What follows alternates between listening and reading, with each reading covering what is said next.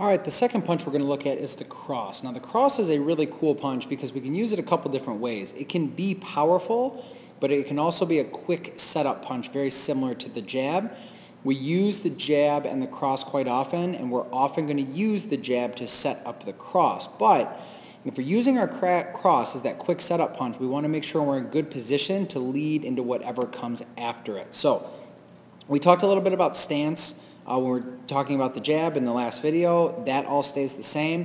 When we're talking about cross, we're going to be leveraging this back arm. So for most people, it's their powerful hand. So if I'm right-handed, my right hand is going to be my cross hand. We call it a cross because it does come across the body as it goes towards the intended target. So it's the back shoulder to the target. Stance is very much the same as last time.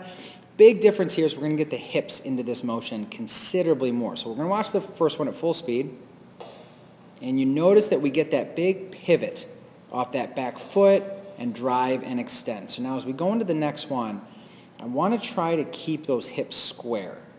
And then as I lead off this front hip, drives through, and then I also want you to pay attention to that back foot as it pivots and drives. And the hard part with the back foot is it's really going to extend down into the ground. So a big mistake that we make a lot of times, instead of pivoting this back foot, we just simply lift it off the ground, or we shift all of our weight forward and put it down on top of this front leg, where we lose all the power. So what I want you to look at here, when we make contact on that cross, you can see the line of force and the line of flow.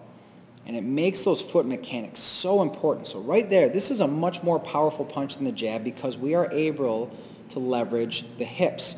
So by driving this right glute forward and squeezing the backside, that's going to extend. It's going to allow me to push and drive through the ground off this back leg, but I got to make sure that I have a lot of anchoring on that back foot.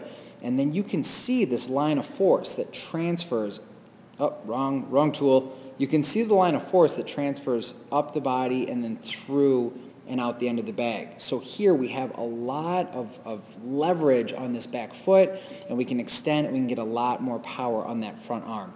You also notice when the hip drives forward, that's going to bring this shoulder forward as well, which is going to help give me my reach.